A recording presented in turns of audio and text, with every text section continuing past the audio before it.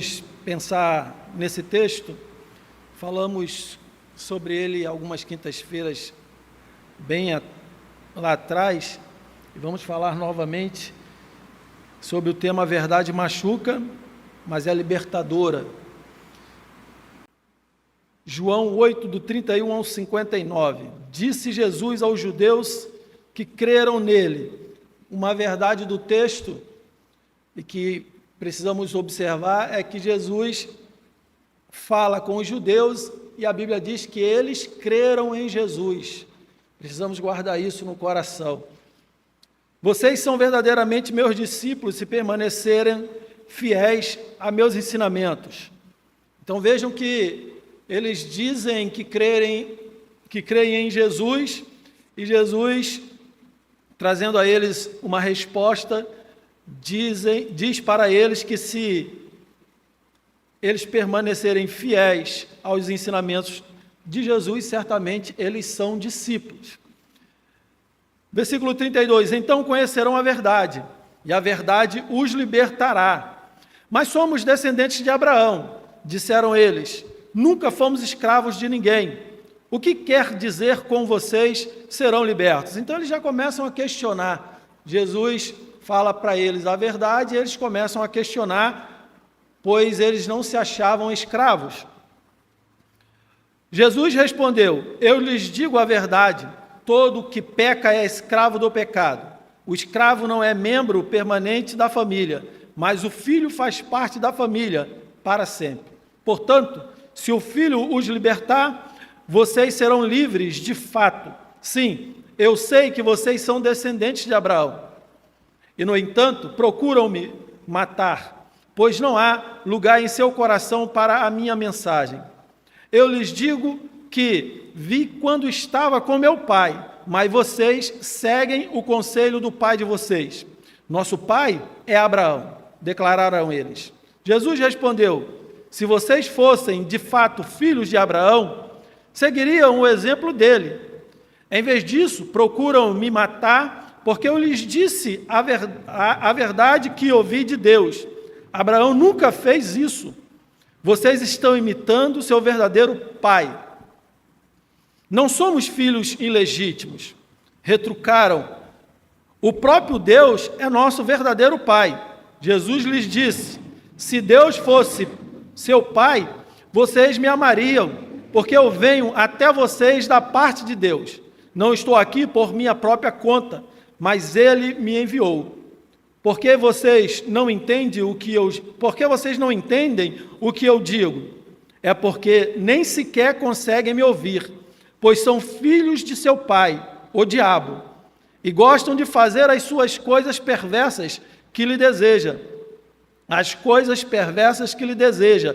Ele foi assassino desde o princípio, sempre odiou a verdade, pois não há verdade alguma nele. Quando ele mente, age de acordo com seu caráter, pois é mentiroso e pai da mentira. Portanto, quando eu digo a verdade, é natural que não creiam em mim. Qual de vocês pode me acusar de pecado? E uma vez que lhes digo a verdade, por que não creem em mim? Quem pertence a Deus ouve as palavras de Deus, mas vocês não ouvem, pois não pertencem a Deus. Samaritano endemoniado, responderam os líderes judeus, não temos dito desde o início que está possuído por demônio? Não tenho em mim demônio algum, disse Jesus. Pelo contrário, honro meu Pai, e vocês me desonram. Eu não procuro minha própria glória, há quem a procure para mim. E ele é o juiz. Eu lhes digo a verdade, quem obedecer a meu ensino jamais morrerá. Os líderes judeus disseram, agora sabemos que você está possuído de demônio. Até Abraão e os profetas morreram, mas você diz, quem obedecer o meu ensino jamais morrerá. Por acaso você é maior que meu pai Abraão? Ele morreu assim como os profetas. Quem você pensa que é? Jesus respondeu, se eu quisesse glória para mim mesmo, essa glória não contaria, mas é meu Pai quem me glorifica. Vocês dizem, Ele é nosso Deus, mas nem o conhecem, eu o conheço. Se eu dissesse que não o conheço, seria tão mentiroso quanto vocês, mas eu o conheço e lhe obedeço. Seu pai Abraão exultou com a expectativa da minha vinda. Ele a viu e se alegrou. Os líderes judeus disseram: você não tem nem 50 anos. Como pode dizer que viu Abraão? Jesus respondeu: eu lhes digo a verdade. Antes mesmo de Abraão nascer, eu o sou. Então apanharam pedras para atirar em Jesus, mas ele se ocultou deles e saiu do templo. Jesus fugiu. Jesus não quis ser apedrejado. Assim como eu e tantas outras pessoas, e certamente acredito que quase todos que vivem nessa terra são propensos a mentir. Todos são propensos a mentir. Somos propensos a mentir, a omitir, a aumentar, a inventar, a distorcer, dizer meias verdades, todos nós.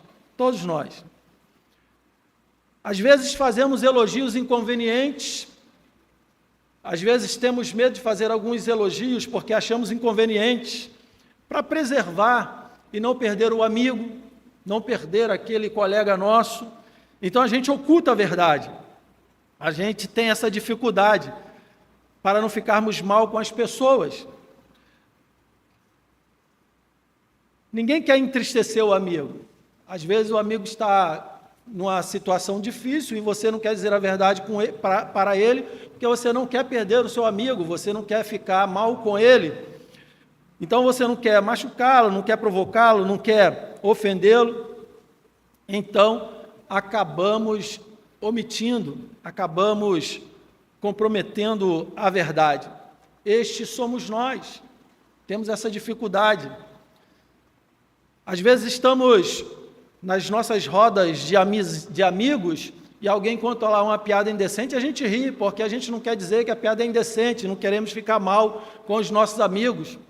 Então não respondemos, temos essa dificuldade, porque sempre olhamos para o que o outro vai dizer, para o que aquele amigo, aquela amiga vai dizer.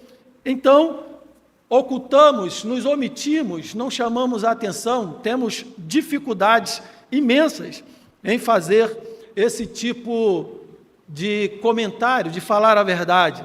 Nós não exortamos as pessoas. Deveríamos exortar e exortar com muito amor, exortar os nossos amigos, pois certamente para eles seria de fato melhor que nós tivéssemos essa capacidade de fazer com muito amor e carinho, exortar. Eu lembro-me que meu pai, alguns anos atrás, trabalhando no setor da empresa onde que ele trabalhava ali em triagem, e uma senhora que trabalhava com ele, era essa senhora e um outro senhor, e ela falava muito palavrão, mas muito, não era pouco não. E um dia meu pai chamou a atenção dela e falou assim: ô fulana, eu queria falar com você e com muito carinho. Para homem já é feio, imagine para mulher, tantos palavrões que você xinga. E meu pai exortou com muito carinho, eu nunca esqueci disso. Porque isso é feio, é horrível mesmo. Na boca de um homem, imagine na boca de uma mulher. Então, tanto para um quanto para o outro, é horrível, não é bom. E a gente tem essa dificuldade de exortar. Nós sabemos que a verdade, como o tema dessa noite, ela machuca, mas ela precisa ser libertadora. Ela precisa libertar as pessoas. Ela machuca e pode até nos colocar em situações difíceis e até nos fazer perder muitos amigos e privilégios por falarmos a verdade. Mas, se a verdade não machucar, produzindo em nós arrependimento, fé, se ela não produz em nós esperança e transformação, do que então vale testemunhar do Evangelho? Do que então vale testemunhar como cristão? Qual seria então a validade disso? Vou manter o meu amigo, mas não estou testemunhando? Não estou dando o meu testemunho de homem e de mulher de Deus? Qual é a validade disso? Se a verdade precisa ser disfarçada, então não tem nenhuma validade. Paulo, o apóstolo, ele, na segunda carta, no capítulo 7, aos Coríntios, do 8 ao 10, ele diz assim: não me arrependo de ter enviado aquela carta severa.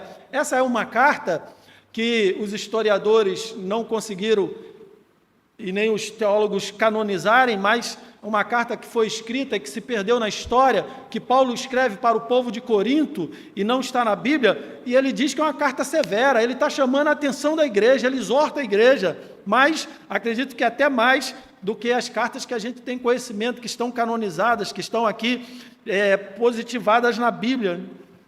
E aí ele diz: embora a princípio tenham lamentado a dor que ela lhes causou, ainda que por algum tempo, agora, porém, alegro-me por tê-la enviado. Causou dor a carta que Paulo escreveu para aquela igreja, mas ele se alegra porque, apesar da dor, ela surtiu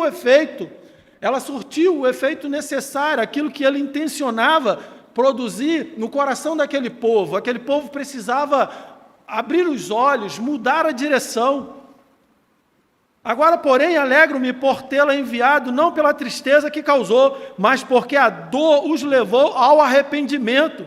Foi o tipo de tristeza que Deus espera de seu povo, portanto, não lhes causamos mal algum, porque a tristeza que é da vontade de Deus conduz ao arrependimento e resulta em salvação. Não é uma tristeza que causa remorso, mas a tristeza do mundo resulta em morte. Então, Paulo, ele se alegra porque a carta que ele denomina aqui severa, trouxe àquela igreja, aquele povo, uma tristeza profunda, mas essa tristeza profunda trouxe àquele povo um arrependimento, uma mudança, uma transformação, pois eles escreveram a verdade para aquela igreja. Então, somos chamados, queridos, para, se preciso for, causar esse tipo de tristeza dolorosa, que venha produzir o arrependimento no coração daquele amigo, daquela pessoa que está longe de Deus, que está longe da verdade, causando arrependimento que gere no coração desta pessoa transformação. Mas a gente fica, às vezes, com medo, né? Eu vou perder o amigo, meu pai, minha mãe vai ficar com raiva, meu avô vai ficar com raiva, meu tio, meu primo, meu irmão, e a gente vai vivendo assim, se ocultando ou omitindo a verdade. Mas o pecado, ele precisa ser confrontado. E comunicamos, quando confrontamos o pecado, o caminho, a verdade e a vida que Jesus traz quando a verdade ela é dita. É desse tipo de amigo que eu e você precisamos. Amigos que dizem para nós a verdade, que dizem para nós que estamos trilhando um caminho ruim, que precisamos voltar, repensar e fazer uma nova caminhada. É desse tipo de amigo que precisamos. Amigos que só dizem o que queremos ou gostamos de ouvir, pessoas que, se preciso for, não nos entristecem, nem nos causam dor, exortando-nos ou guiando-nos graciosamente pelo caminho do arrependimento. Qual é o sentido de ter esse amigo? Qual é o sentido de ter uma pessoa que está do meu lado, que apoia tudo que eu faço de errado? Nenhum. Um amigo que não vai me conduzir ao arrependimento, que não vai me conduzir à mudança de direção, que não vai me orientar a que eu confesse o pecado a Deus e haja uma transformação pela palavra, fortalecida através da pessoa do Espírito Santo. Qual o sentido de ter um amigo desse? Nenhum. Pessoas assim pode até servir como colega. A Bíblia, nas cartas pastorais, vai dizer: afaste-se deles. Afaste-se deles. Mas não poderá ser o tipo de amigo que precisamos por perto, irmãos. Perto de nós e do coração. Esse tipo de amigo não serve. E eu não estou dizendo para você nunca ajudar, não conversar, não dialogar. Eu estou dizendo que ele não serve para conduzir a sua vida, pois ele te engana, ele não te fala a verdade. igrejas ou pastores que não levam a sério a exortação e o estímulo e o encorajamento pela palavra de Deus, centrada no Evangelho de Cristo, seja no púlpito, seja em qualquer lugar que for, nas conversas entre os irmãos, não são o melhor que devemos procurar para a nossa vida. Se eu estou num lugar que a palavra de Deus não é dita com verdade, ou aquele lugar oculta a verdade em detrimento daquilo que querem desejar ou ganhar, não é o lugar que eu devo estar. Não é. Dessa forma, queridos, é lamentável quando alguém, ao ser de alguma forma confrontado, exortado, encorajado a mudar, a pessoa decide afastar-se, vou embora, não quero mais ficar nesse lugar. Porque assim, muitos jovens, talvez você conheça alguns, saem de casa porque não querem mais ouvir e obedecer os pais. Não querem ouvir as verdades, querem viver a sua vida e chamam isso de liberdade. Mas eles precisam de ouvirem verdades. Precisam aprenderem a ouvir a verdade como ela é. Dentro da igreja, quando há uma exortação, o irmão vai embora, vai procurar outro lugar. E se lá onde ele estiver, eu lembro-me que, alguns anos atrás aqui, um determinado irmão foi exortado aqui, aí ele saiu daqui, foi lá para uma outra igreja, mais longe daqui, chegou lá na outra igreja, o pastor pregando falou assim, você que saiu da sua igreja, porque o pastor chamou a sua atenção, volte para lá, que lá é o seu lugar. Saiu daqui para ir lá para a casa de caixa-prego, ser exortado no púlpito da igreja. E aí voltou. Não precisava ter ido tão longe, era só obedecer. Era só obedecer, simplesmente porque não gostou e não quer ser contrariado. As pessoas são assim, não gostam de ser contrariado. Mas por que está sendo contrariado? Porque está ouvindo a verdade. Todos nós, queridos, eu e você, precisamos de irmãos, de amigos e de igreja que ajudam nos moldes do que Paulo escreveu ao povo de Gálatas. Todos nós precisamos de pessoas que sentem do nosso lado e digam assim, você precisa mudar de direção. Irmãos, diz Paulo no capítulo 6 da carta aos Gálatas, de 1 a 3, irmãos, se alguém for vencido por algum pecado, vocês que são guiados pelo Espírito devem, com mansidão, ajudá-lo a voltar ao caminho certo, restaurá-lo, remendá-lo, costurá-lo, e cada um cuide para não ser tentado. Ajudem a levar os fardos uns dos outros e obedeçam. Desse modo, a lei de Cristo, o amor que se traduz em ajuda e socorro ao próximo ou ao irmão, se vocês se consideram importantes demais para ajudar os outros, estão apenas enganando a si mesmos. Então, que adianta eu estar na igreja e não consigo falar a verdade ou ajudar o meu irmão que está distante a voltar para o caminho? Diz Paulo ao povo de Gálatas, aos Gálatas, ao povo da Galácia, que este cidadão que não faz isso está se enganando a si mesmo. Então, ao buscarmos ajuda ou ajudar o irmão, devemos agir de acordo com as diretrizes de Paulo. Ele ainda escreve na segunda carta ao Timóteo, capítulo 2, versículos 23 em diante, diz assim, digo, mais uma vez, não se envolvam em discussões tolas e ignorantes que só servem para gerar brigas. Paulo ensinando Timóteo a ser crente. Não se envolva em discussões tolas e ignorantes que só servem para gerar brigas. O servo do Senhor não deve viver brigando, mas ser amável com todos, apto a ensinar e paciente. Instrua com mansidão aqueles que se opõem, na esperança de que Deus os leve ao arrependimento e, assim, conheçam a verdade. Então voltarão ao perfeito juízo e escaparão da armadilha do diabo, que os prendeu para fazerem o que ele quer. O apóstolo Paulo ensinando Timóteo a ser pastor, para ensinar a sua igreja como ela deve ser com as pessoas que ele deixa bem claro aqui, ó, instrua com mansidão aqueles que se opõem, para ensinar aquelas pessoas que se opõem à verdade, que se opõem ao Evangelho, com mansidão, com amor, para que elas cheguem no arrependimento. E isso Paulo diz, ó, na esperança de que Deus os leve ao arrependimento. Então, precisamos instruir as pessoas, exortá-las na esperança que Deus as leve ao arrependimento. Esse é o tipo de crente, de irmão, de amigo, de pastor. Esse é o tipo de igreja que precisamos ser. Esse é o tipo de igreja que precisamos ser.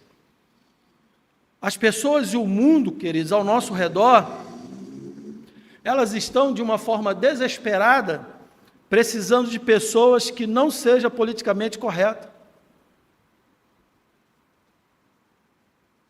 que escondem a verdade. Estão precisando de pessoas que, de fato, dê uma direção nova para aquela pessoa. Porque de politicamente correto a gente tem muitas pessoas, já tem um mundo aí se ocultando da verdade. As pessoas precisam daquelas que estão cheias da graça e da verdade, para que vivam para dizer a verdade de Deus, no poder do Espírito Santo, fundamentada na palavra de Deus. É de pessoas assim que precisamos. É de pessoas assim que precisamos estar ao lado, ou sermos estas pessoas. Sermos essas pessoas. Mesmo que gere tristeza no coração delas. Mesmo que gere tristeza. Como disse Paulo, a tristeza que é da vontade de Deus conduz ao arrependimento e resulta em salvação. Resulta em salvação. Eu já falei isso aqui, né? Um jovem, lá atrás, bem lá atrás, eu dei um conselho para ele. Desse conselho, um jovem, e ele disse que se conselho fosse bom, como é o ditado? Não se dá, né? Se vende, não é isso? Ele não quis. E aí ele comentou com um amigo, isso que eu estou passando para vocês. Poxa, o Rogério me chamou a atenção, me deu um conselho, mas eu disse para ele, se o conselho fosse bom, não dava, se vendia. Lamentavelmente, um mês depois ele morreu, foi assassinado. Porque o conselho que eu disse, que eu dei, era para ele sair dessa vida, né? Sair dessa vida. Poderia ter saído. Mas não quis ouvir. E as pessoas não querem ouvir. Conselho não é bom, exortação não é bom. Não é bom exortar, segundo o mundo. Observem Jesus, no texto lido. Depois de um longo debate, ele está lá conversando com os judeus. Debate esse que foi desgastante, debate perigoso, pois os fariseus partiram para a violência, o que quase lhe custou a liberdade e a vida. A liberdade e a vida de Jesus, ele entrou num debate. João capítulo 8, versículo 30, relata que muitos que o ouviram dizer essas coisas creram nele. Então vejam só, as pessoas que creram no que Jesus falou eram as mesmas que queriam apedrejá-lo. As pessoas que Jesus entrou num grande debate foram as mesmas que estavam pegando em pedra para apedrejá-lo. E é provável, queridos, que muitos de nós pararia por aí dizendo, ótimo, veja quantas discussões por Cristo, quantas mãos levantadas, que são discussões que às vezes a gente acha que são discussões importantes, que vão levar as pessoas ao céu. Quantas pessoas respondendo ao apelo do pastor, se convertendo, mas são essas pessoas que às vezes lá na frente não tiveram um arrependimento sincero e vão questionar, não vão aceitar a exortação, vão ficarem com raiva, vão virar as costas e vão embora. Algumas com profissão de fé, batizadas, estão acabou, missão cumprida, não é isso que a gente faz? Recebemos, professou a fé, batizou, agora estão salvas. E vão passando os anos, a palavra vai sendo pregada, as regras vão sendo ditas, e as pessoas vão ficando chateadas, vão ficando aborrecidas porque não querem serem transformadas, não querem mudar e não aceitam mudança, então vão procurar em outro lugar. Ou quero expulsar o pastor, quero tirar o presbítero, quero tirar o diácono, quero tirar o líder do louvor, quero tirar o líder do departamento. Muitos que ouviram dizer essas coisas creram nele. Jesus disse aos judeus que creram nele: vocês são verdadeiramente meus discípulos se permanecerem fiéis a meus ensinamentos. Então conhecerão a verdade e a verdade vos libertará. Eles foram até o final remoendo isso de Jesus e no final ficaram revoltados, pegaram pedra porque não quiseram ser transformados. Eles até creram, até ouviram as palavras de Jesus. Não, esse homem está falando a verdade, mas eu não quero mudar. Ele está me chateando, as palavras dele estão me incomodando, eu não quero mudar. Mas eu acredito nele. Aprendemos com Jesus, queridos, que decisões e profissões públicas de fé, seguidas de batismo, são importantes sim. E temos que fazer, mas não é tudo, porque sabemos que o apóstolo Paulo, numa discussão com os judeus sobre a circuncisão, e eles questionando Jesus a respeito da circuncisão, se os gentios eram circuncidados ou não, e não seriam homens de Deus porque não eram circuncidados, e aí Jesus diz para estes homens, para os judeus: e o que adianta vocês serem circuncidados externamente, mas o coração não é circuncidado? Então o que adianta professar fé, ser batizado, mas não circuncidar o coração, não deixar o coração ser transformado, ser guiado pelo Espírito Santo? O que adianta? Continuar a mesma pessoa. Não adianta a profissão de fé, o batismo, são importantes e eu nunca vou deixar e não vou abrir mão disso nunca, mas precisa ser de verdade. Ouça o que realmente disse Jesus na grande comissão, não é isso? Portanto, vão e façam discípulos de todas as nações, batizando-os em nome do Pai, do Filho e do Espírito Santo. Ensinem esses novos discípulos a obedecerem a todas as ordens que lhes dei. Então, eles precisavam obedecer. Eles estavam se convertendo, mas não queriam obedecer a palavra de Deus. Então, ser um discípulo fiel é obedecer ao seu mestre. Obedecer às verdades de seu mestre. Verdadeiros discípulos, crentes de verdade, irmãos, são os que ouviram o Evangelho, creram em Jesus Cristo para a salvação, e somente em Jesus, na vida e na obra de Jesus, e aí eles vão obedecerem. Não vão ficar... Eu lembro-me que sempre gostei de jogar futebol, hoje nem tanto, e eu aprendi isso muito bem. 1994. Isso tem tempo. Eu fui lá me apresentar para o responsável pelo time, e quem me levou foi um obreiro lá, um jovem responsável por um grupo de juventude. E naquele dia, aquele jovem, antes de me apresentar a pessoa para quem ele deveria me apresentar, ele era o responsável pela região, e ele foi exortado, mas exortado naquele dia, e eu olhando, fiquei com o olho arregalado e com raiva de quem estava exortando ele. E aí eu fui comentar com ele, e ele me respondeu assim: ô irmão, Deus só chama a atenção de quem tem fé. E se eu estou sendo chamado a atenção é porque eu preciso melhorar. Eu nunca mais esqueci isso, eu trouxe isso para a minha vida. Ao invés de eu ficar eu fui curado naquele dia. Aquele jovem me ensinou. E ele continuou lá, ele foi procurar mudar, melhorar, para fazer o departamento dele desenvolver. Ao invés de ficar aborrecido, virar as costas e ir embora. Deus só chama a atenção de quem tem fé. E a gente vai aprender isso aqui nesta noite.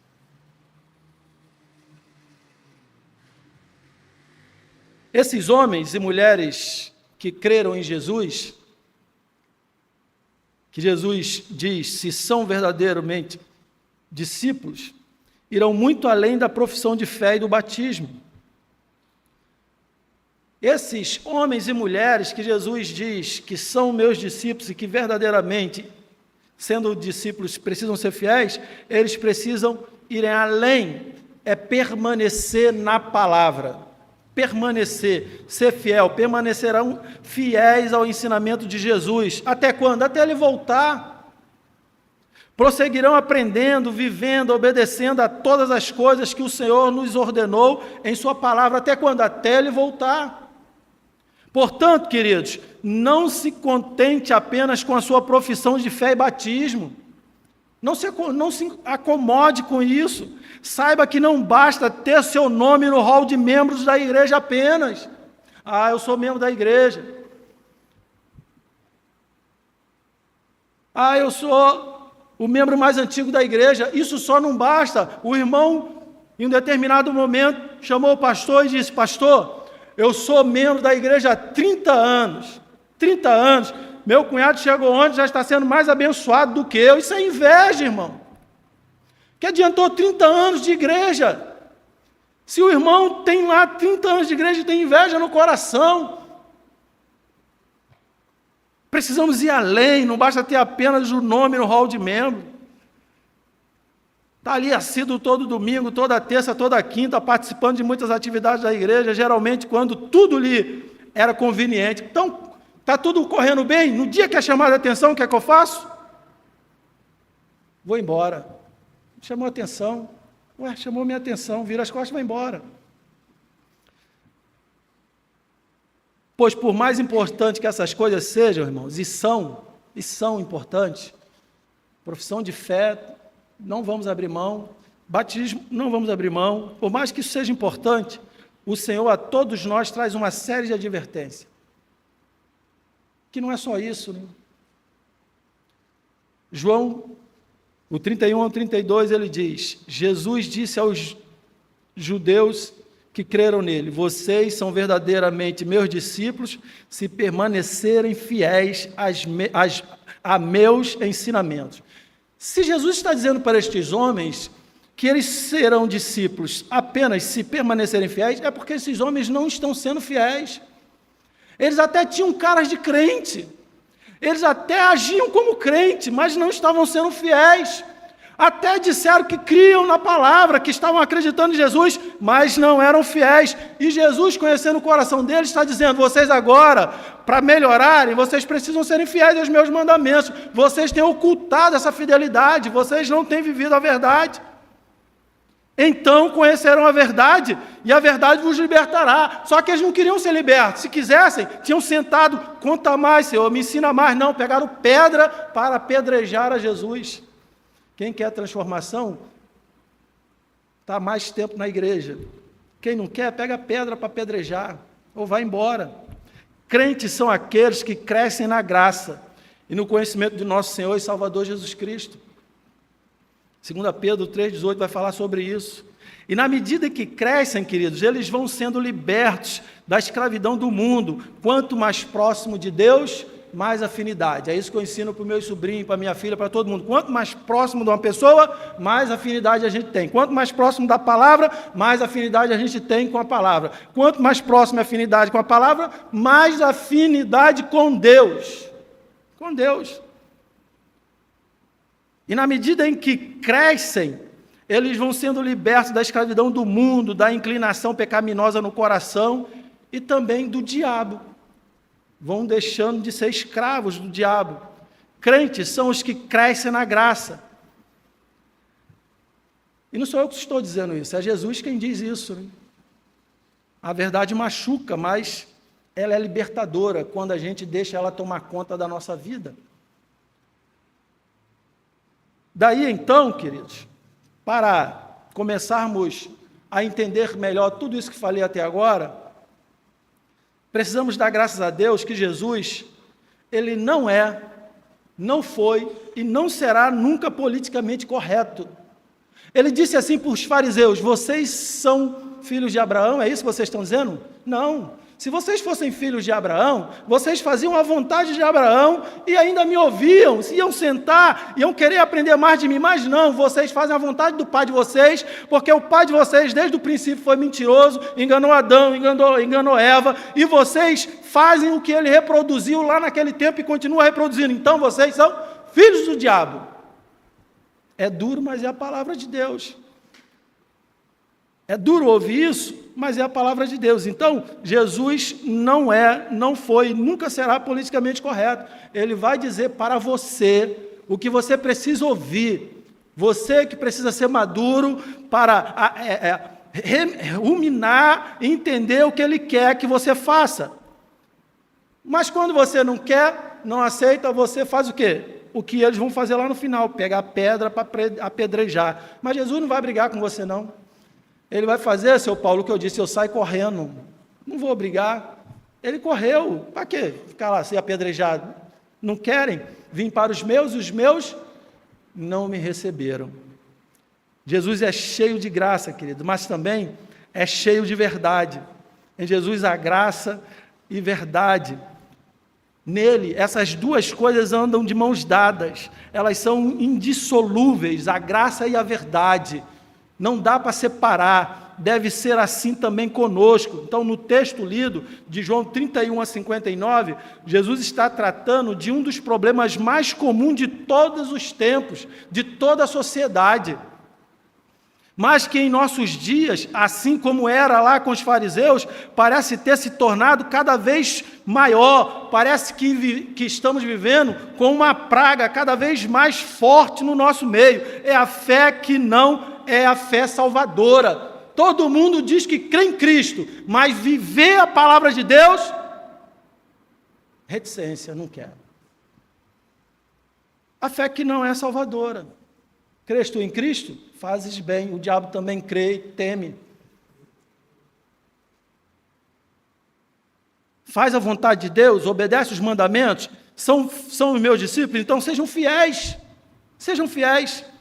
E se Jesus fosse politicamente correto, teria deixado aqueles religiosos cheios de fé lá, queridos, vivendo a vidinha deles, mas sem fé salvadora, mortos e perdidos para sempre em seus pecados, e nós também prosseguiremos condenados se Jesus fosse politicamente correto. Só que Jesus ama a criatura e quer ver a sua criatura transformada. Então ele não é politicamente correto, ele vai falar a verdade até que você entenda o que é a verdade.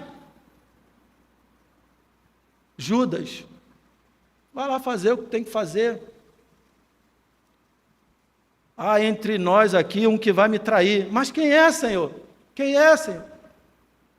Jesus não deixou nada escondido e oculto com os amigos. Jesus fala de um tipo de discípulo que não é verdadeiramente discípulo, queridos. Jesus fala de um tipo de pessoa que vive na igreja, mas não é igreja. Havia gente assim que o seguia, tanto naquela multidão, que disse ter crido nele. Eu creio em Jesus Cristo. João 8,30. Como no corpo apostólico, como eu citei, Judas, todos foram escolhidos pelo próprio Jesus lá, escolheu a dedo, chamou 12, mas Judas, que era o tesoureiro, traiu Jesus. O filho da perdição, João 17,12, porque não se deixou, não se permitiu ser transformado, porque o coração dele estava onde, para ele, era o tesouro dele. Então, onde o nosso coração está, ali está o nosso tesouro. Então, o coração de Judas estava nas moedas de prata. Então, ali estava o tesouro dele, o Deus dele, a adoração dele. Ele caminhava com Jesus, aprendia de Jesus, mas não era um discípulo fiel. Não era.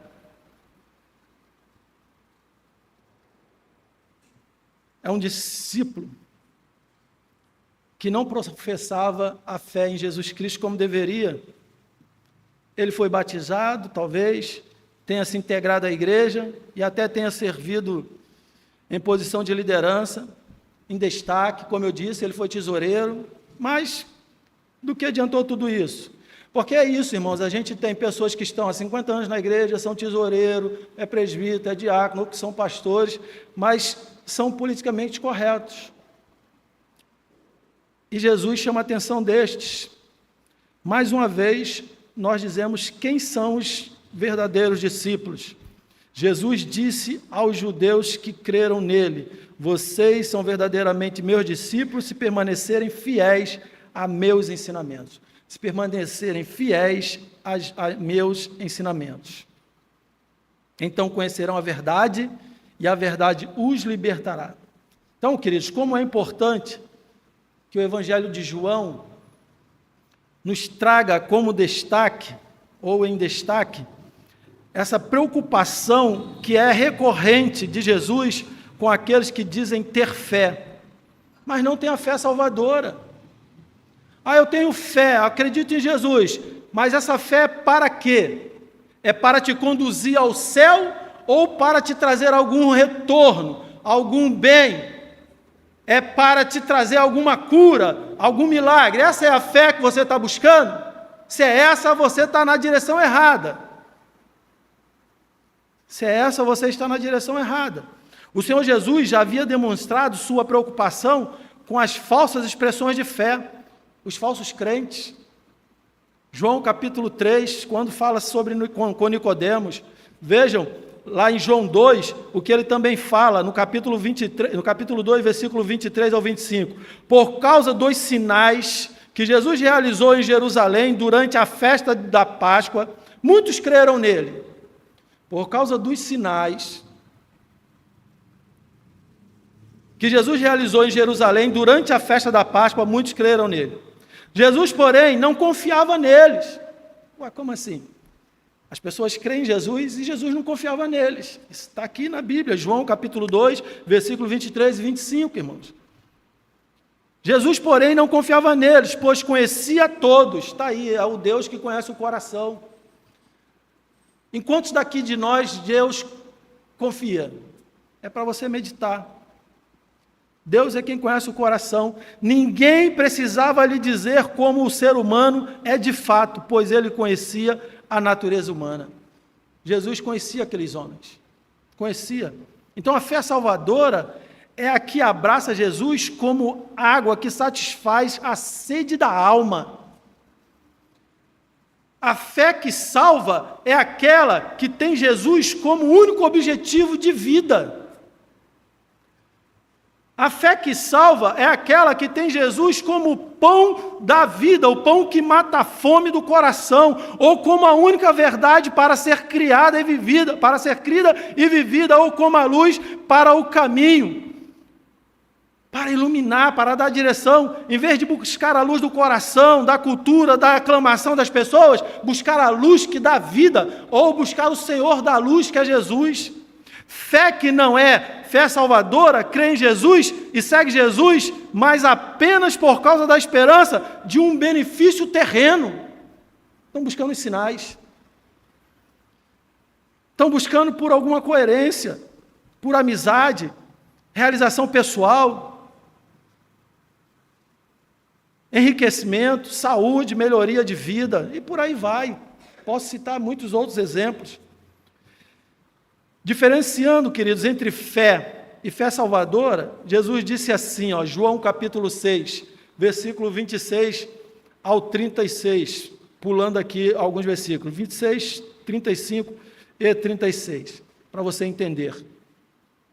João 6, Jesus respondeu: eu lhes digo a verdade, vocês querem estar comigo, não porque entenderam os sinais.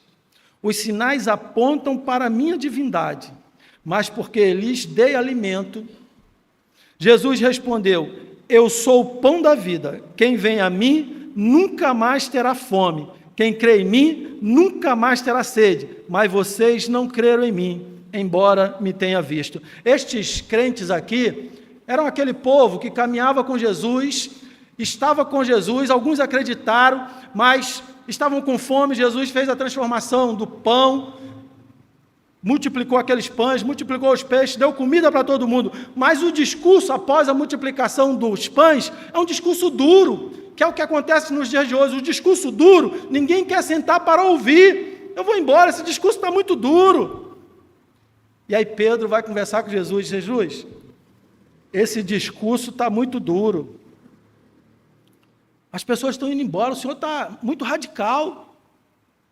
Aí Jesus radicaliza de vez, né? Então, Pedro, fala o seguinte, está preocupado com eles? Vai também com eles. Estou preocupado contigo não, Pedro. Vai tu também com eles. E aí Pedro se assusta. Por que ele se assusta? Porque ele cai em si e entende que só Jesus tem as palavras de vida eterna, só Jesus pode dar vida, e vida com abundância, só Jesus iria morrer como morreu, ressuscitou e foi morar com o Pai para lá guardar um lugarzinho para nós, mas para tanto precisamos crer nele como Senhor e Salvador da nossa vida. Eles precisavam entender isso, e Pedro então, recobrando a consciência, diz: Mestre, para onde iremos nós? Só tu tens as palavras de vida eterna. Mas aqueles acharam um discurso duro. E é o que a gente vê, irmãos, as pessoas estão indo na igreja para buscar o pão e o peixe. Porque se não houver milagre, ela não quer ficar. Ela não quer ser transformada, ela quer um milagre. A fé salvadora é a que abraça Jesus como Senhor, Salvador e o único capaz de nos saciar, que nos mata a sede com água, que nos mata a fome com pão, que dirige o nosso caminho, que orienta a verdade e nos faz viver vida de verdade. Essa é a fé salvadora. É a prova de que alguém tenha abraçado a fé salvadora, de que se é verdadeiramente discípulo, é que a pessoa permaneça na palavra de Deus. Tem a fé salvadora? Esse cidadão não resmunga, não reclama da vida, faz o seu dever de casa de ler a Bíblia, de orar, está sempre na igreja, participando das atividades, está lá fielmente. Essa é o que tem a fé salvadora. Não engana, não vive como os que creem aqui. A fé salvadora é aquela que quer estar onde Jesus está.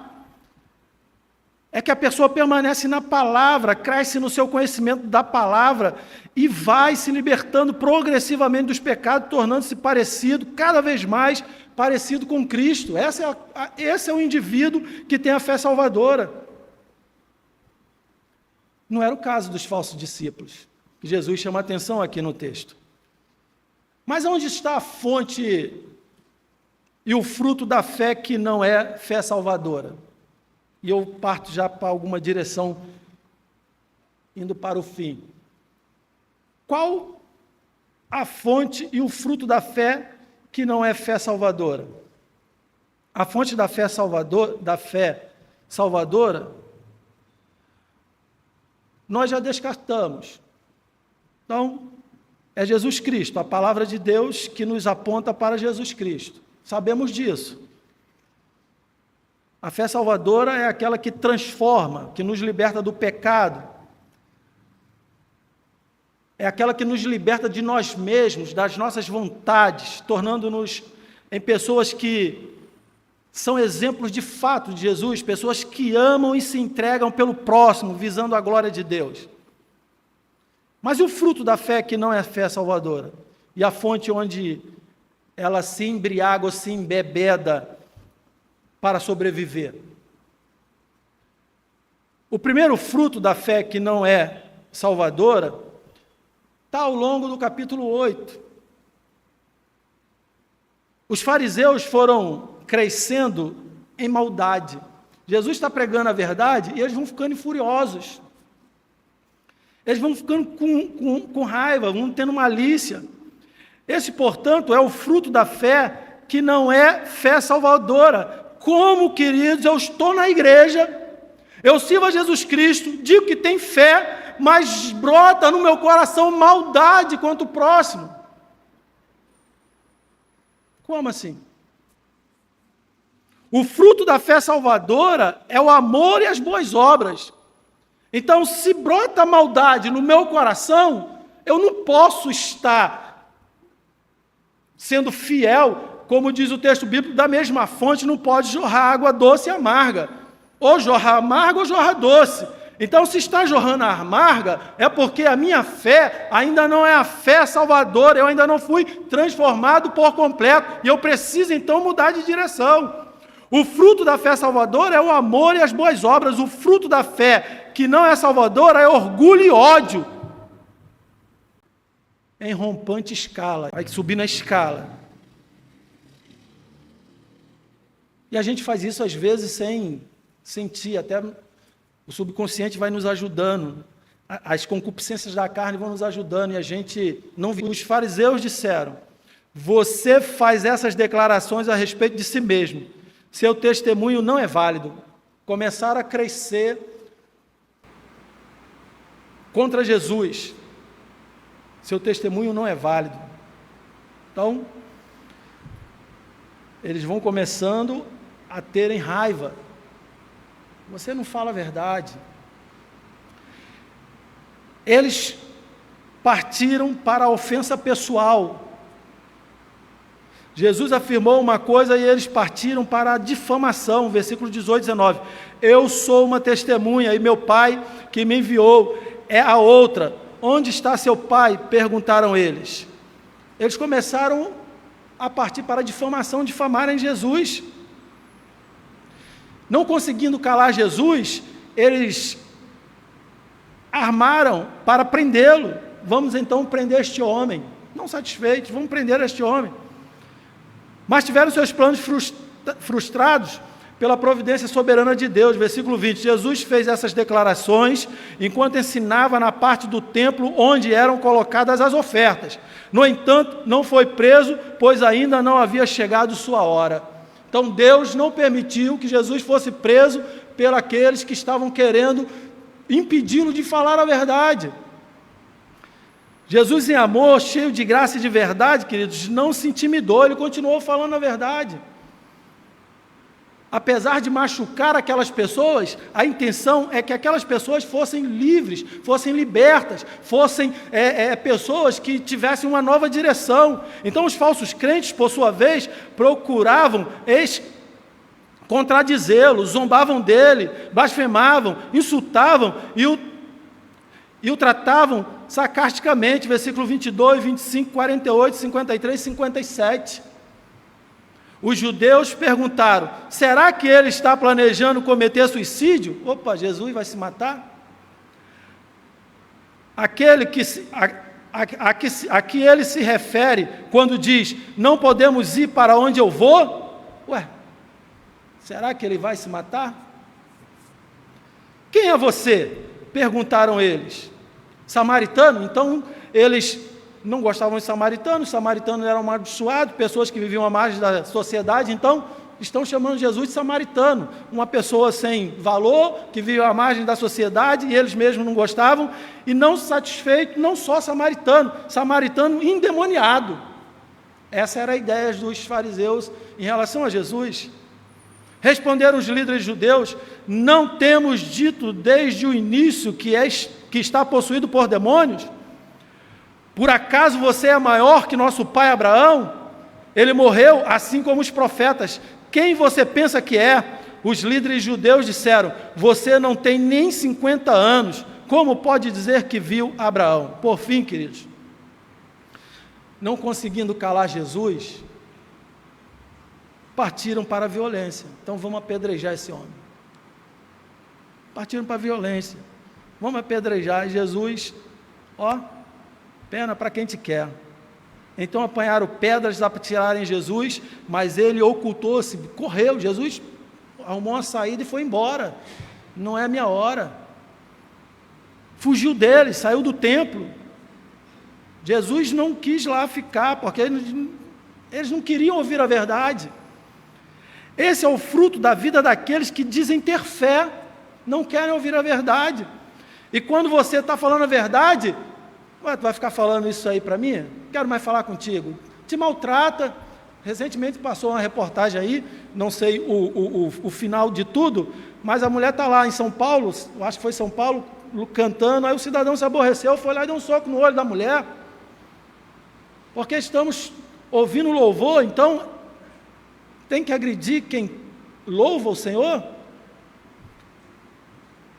Partiram para a violência. Então, uma fé que não é fé salvadora, vai trazer aí muitos transtornos na vida daqueles que caminham na igreja. Em vez de contrição, em vez de arrependimento e confissão de pecado, em vez de crescer em graça, amor e boas obras, em vez de crescer em novidade de vida, crescem na arte da maldade, desqualificando os outros, difamando, ofendendo, levantando falso testemunho, zombando, blasfemando e até agindo com violência, seja física ou verbal. É o que acontece em muitas das nossas igrejas, com muitos ditos crentes. Ao invés de crescerem, de buscarem a contrição, arrependimento, confissão de pecado, crescerem em graça, amor, boas obras, novidade de vida, crescem na arte da maldade, desqualificando os outros, difamando, ofendendo, levantando falso testemunho, zombando, blasfemando e até agindo com violência, física ou verbal. É pelo fruto que nós conhecemos se alguém tem fé salvadora.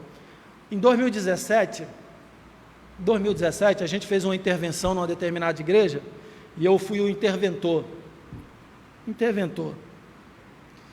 E na intervenção a gente começou a limpar o hall de membros, tirar quem não era membro da igreja de mais de um ano. E naquele ano, uma determinada pessoa foi na igreja e no final do culto, vocês sabem que eu fico ali na porta, não é isso? Apertando a mão de vocês, não é isso, Jefferson? Ela botou o dedo na minha cara e disse assim: o senhor não me conhece, eu sou fundadora, sou dessa igreja, o senhor vai ver uma coisa só. Ao invés de crescer em contrição, arrependimento e confissão de pecado,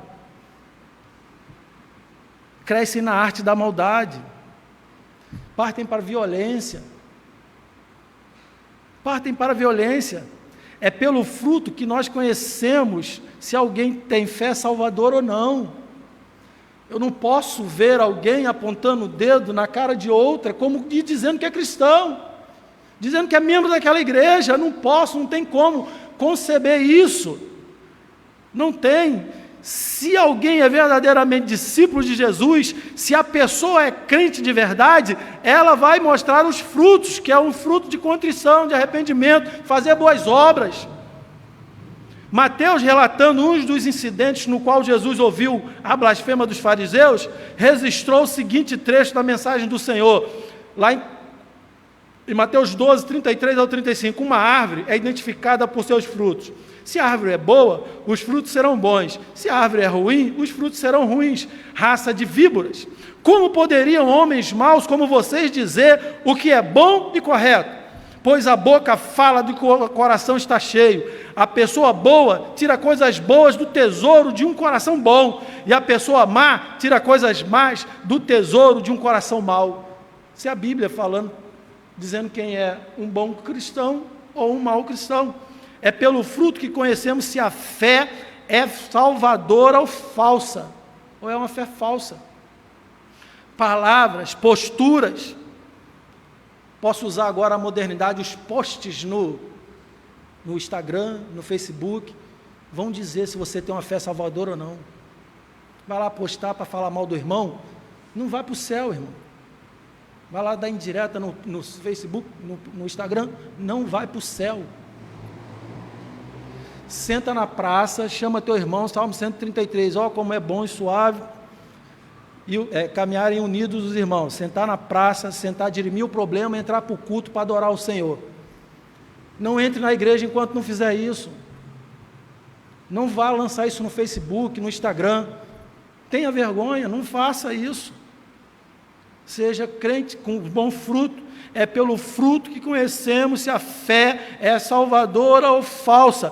Pelas palavras, postura, postos, revelam mais do que nosso coração, do que gostaríamos de admitir. São frutos. Então, aquilo que eu projeto na minha caminhada quem vai dizer quem sou eu. Queridos, se o fruto da fé fingida dos fariseus era o que acabamos de mostrar a vocês, a pergunta agora é: em que fonte eles bebiam? Que fonte eles bebiam? Mostramos os frutos. Agora, em que fonte eles bebiam? Em que fontes eles se alimentavam? Em que fontes eles alimentavam a fé que não é a fé salvadora? Eles bebiam lá e buscavam a fonte da autojustificação. Eu sou santo, sou crente, estou há 50 anos na igreja, me converti, dou o dízimo todo mês, sou santo, me autojustifico. A fé que não é fé salvadora embriaga-se no eu sou santo. A primeira ferida que Jesus toca no coração daqueles homens é muito dolorosa, é a ferida da autojustificação.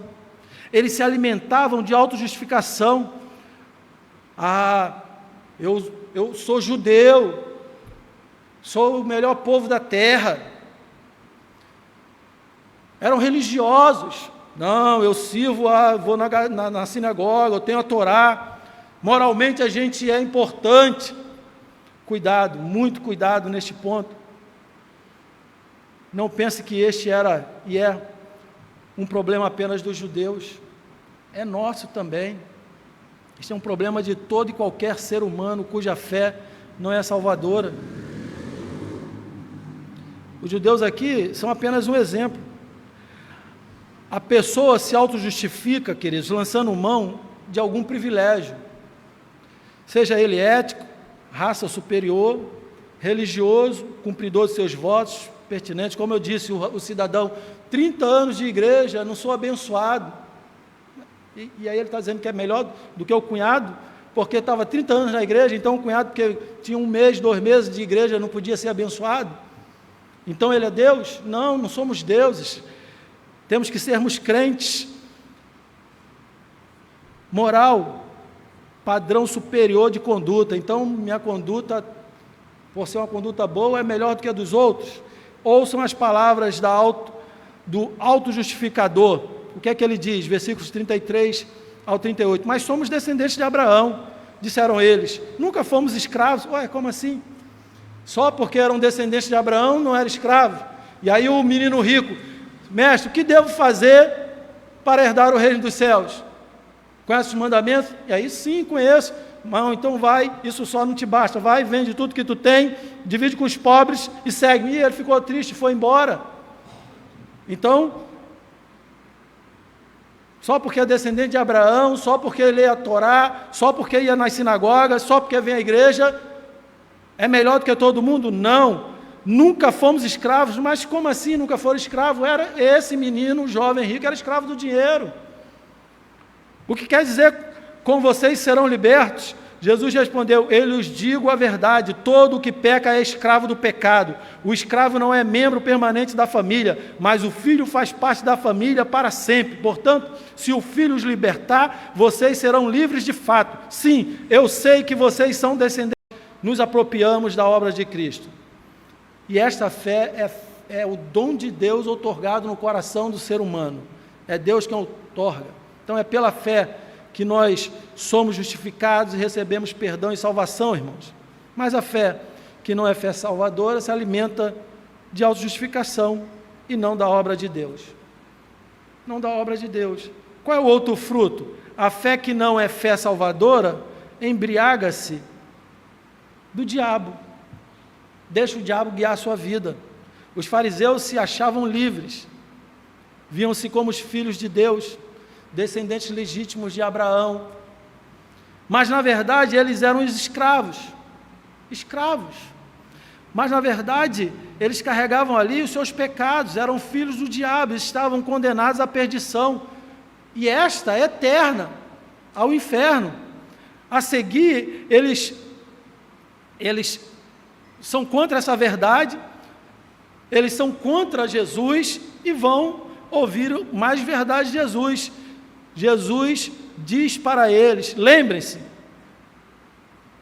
a verdade dói, a verdade machuca, mas ela liberta. Eu vou dizer a verdade, então se direis a verdade vos libertará. É isso que Jesus diz para eles. Lembrem-se, machuca a verdade, mas ela liberta. Mas antes que alguém queira falar qualquer outra coisa do livro de João, irmãos, a partir do capítulo 8, nós precisamos entender e lembrar de algo muito importante nesta caminhada do Evangelho. O apóstolo Paulo ensina claramente que todo mundo, todo e qualquer crente, qualquer pessoa que ainda não creu em Jesus, está sob a influência do diabo. Toda e qualquer pessoa que ainda não creu em Jesus está sob a influência do diabo. E ele fala isso na segunda carta aos Coríntios, capítulo 4, versículo 4. O Deus deste mundo cegou a mente dos que não creem, para que não consigam ver a luz das boas novas, não entendendo essa mensagem a respeito da glória de Cristo, que é a imagem de Deus. Ao povo de Éfeso, capítulo 2, versículo 1 e 3, Paulo escreveu e pegou ainda mais pesado no que ele queria dizer à igreja. Ele diz: vocês estavam mortos por causa de sua desobediência e de seus muitos pecados, nos quais costumavam viver como o resto do mundo, obedecendo ao comandante dos poderes do mundo invisível. Ele é o Espírito que opera no coração dos que se recusam a obedecer. Todos nós, judeus e gentios, vivíamos desse modo, seguindo os desejos ardentes e as inclinações de nossa natureza humana. Éramos, por natureza, merecedores da ira, como os demais. Então, Paulo pega mais pesado ao povo de Éfeso. O Novo Testamento como um todo, querido, não apenas o livro de João, vê na contínua resistência que as pessoas fazem a Jesus, seja a pessoa um judeu ou um gentil, uma condição de morte e cegueira espiritual. Não quer servir a Jesus? Cegueira e morte espiritual, fruto do pecado e da obra de Satanás. Queridos, não tem meio termo no Evangelho, não tem morno, ou é quente ou é frio, não tem. O ser humano sem Cristo é escravo, escravo do mundo, escravo da carne e do diabo, diz o texto bíblico. O que produz em nós essa escravidão? Então, essa escravidão do pecado e do diabo e do mundo, que a todos seduz e escraviza, impede o descrente de amar a Jesus, capítulo 8, versículo 42, de ouvir e entender a palavra de Deus, que aponta para a revelação de Jesus Cristo. Então você vai falar de Jesus, ele levanta e vai: não quero mais ouvir ele falar. Quer falar comigo? Não fala de Jesus não. Não quero mais saber desse evangelho não. É isso. De viver e praticar o amor encarnado de Jesus, ele não quer, versículo 42, e de crer em Jesus para a salvação, versículo 45, não querem, ouçam, não querem ouvir, não querem. Versículo 39, nosso pai é Abraão, declararam eles. Jesus respondeu: se vocês fossem de fato filhos de Abraão, seguiriam o exemplo dele, crer de uma forma que produz amor. Abraão creu em Deus e automaticamente no Filho de Deus, de tal forma que ele seguiu a Cristo sem questionar: sai da tua terra e vai para uma terra que eu te enviar, que vai manar leite e mel. Sim, Senhor, eu vou. Abraão, pega teu filho, vai sacrificar, porque eu quero ele para mim nessa noite. Sim, Senhor. Ele creu, ele obedeceu. Então vimos a autojustificação, a escravidão, e agora partiremos para o fim, que é um outro problema, onde a fé que não é salvadora se alimenta, né? Destruição. A fé que não é fé salvadora embriaga-se do ódio, tem raiva das pessoas, não se relacionam direito. Em vez de se arrependerem, confessarem seu pecado e buscarem poder para viver na palavra e através da palavra, e viverem novidade de vida, os fariseus, cheios de si, escravos do diabo, agiram com ódio, procurando a destruição de Jesus. Pegaram pedra para apedrejar. Pegaram pedra. Pegaram pedra para atearem Jesus. A verdade, queridos, machuca, mas ela é libertadora. Precisa ser. Ela precisa mudar a nossa vida. Não fique com raiva com quem fala a verdade para você, fique feliz, porque a pessoa está sendo honesta com você. Ela quer o melhor para você. A verdade, ela machuca, sim, ela dói, mas ela é libertadora. O problema da humanidade sem Cristo é que ela está morta nos seus pecados. Ela é escrava do príncipe das trevas e se alimenta de autojustificativas. Mas eu não roubei, eu não matei, eu não xingo palavrão, não falo mal de ninguém. Autojustificativa. E todos nós assistimos, passivos, as pessoas destruírem ou se autodestruírem com palavras, posturas e perseguições. Muitos de nós fazemos isso. O caos, irmãos, impera nos dias de hoje. E nós vamos tentando viver como dá. É o que a gente tem visto na sociedade.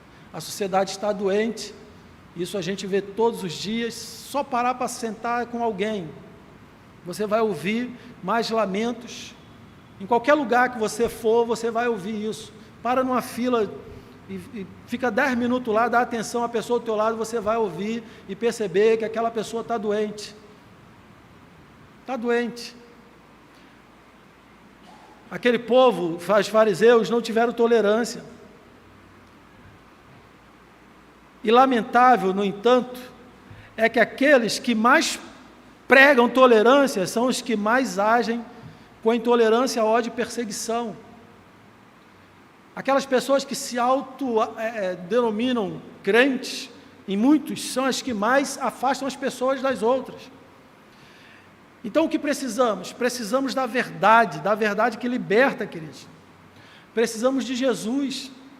Precisamos do tipo de discípulo que o Evangelho de Jesus produz, pessoas cheias de fé, esperança e amor, pessoas que falam a verdade em amor, pessoas que sabem que a verdade machuca, mas é libertadora, pessoas que creem, vivem e pregam o Evangelho de Jesus Cristo. São dessas pessoas que a igreja precisa, que o céu busca, Precisamos seguir esta verdade, que é a palavra de Deus, pois chega de autojustificação, precisamos clamar por libertação, irmãos. Precisamos clamar por libertação.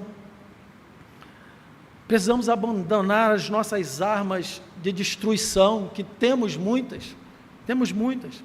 Precisamos nos arrepender de verdade.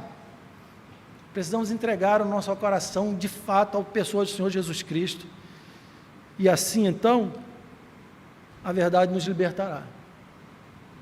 Assim, então, nos tornaremos pessoas melhores. Vamos reclamar menos, vamos nos lamentar menos, vamos ajudar mais, vamos viver melhor. As outras coisas Deus vai fazer na sua vida. Você não precisa buscar os sinais. Você só precisa crer nessa pessoa chamada Jesus Cristo, porque Ele vai te dar o que você precisa. Ore com fé e peça a Ele, Ele vai te dar. Mas esse não deve ser o fim deve ser ter um coração de discípulo, ter uma fé salvadora, que clama, que arde por Jesus.